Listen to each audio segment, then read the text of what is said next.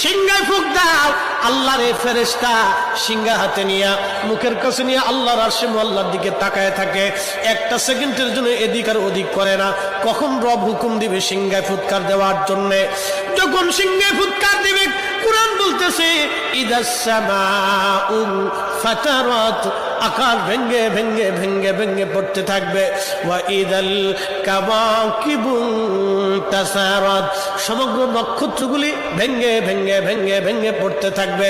ওয়া ইদাল বিহারু ফুজ্জিরাত, সমুদ্রের তলদেশ উদ্দোলিত হয়ে যাবে, সমগ্র পানিগুলি পৃথিবীর উপরে আছাড় মারবে, আর ধুয়ে পাইলে সব পৃথিবীবাসীকে নিয়ে যাওয়া হবে।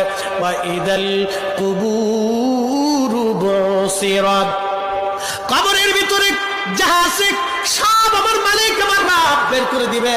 কবর থেকে মানুষ বের হইয়া সেই দিন হাসরের ময়দানের দিকে দৌড়াইতে থাকবে।